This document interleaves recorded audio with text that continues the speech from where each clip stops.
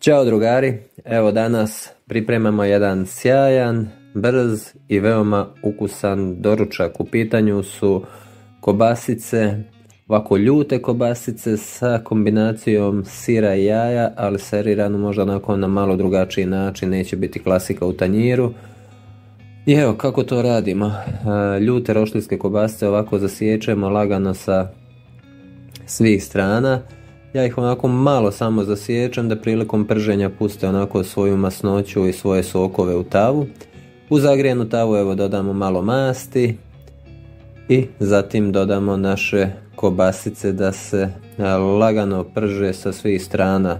Znači nema potrebe da dugo pržite, otprilike pola minute do minut i kobasice će biti pržene. Ja sam se ovdje odlučio da koristim jaja od prepelice, vi naravno možete koristiti i kokošije jaje ili koje god drugo jaje koje preferirate, da li kokošije, da li pačije, da li od morke. Zatim evo kobasice kada su onako pržene sa svih strana dodamo par lespirica sira, ja sam ovdje dodao 3-4 lespirice sira edamera.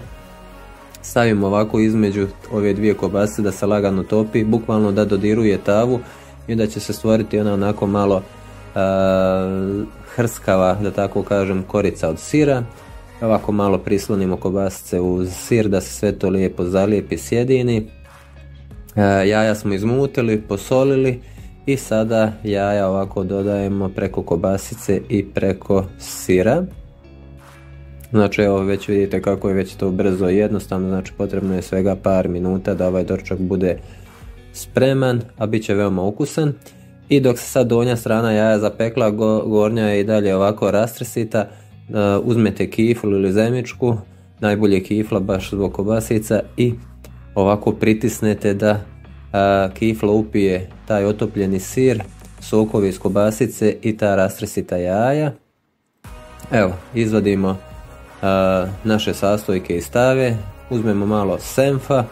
Ja sam se ovdje odlučio za senf, možete koristiti i kečap ili majonezu, šta već volite. Evo, namažemo malo senfa i pritisnemo ovu našu kiflu da se sve to slijepi i da se okusi sjedine. Zasiječemo ovako u koso i možemo da serviramo naš doručak.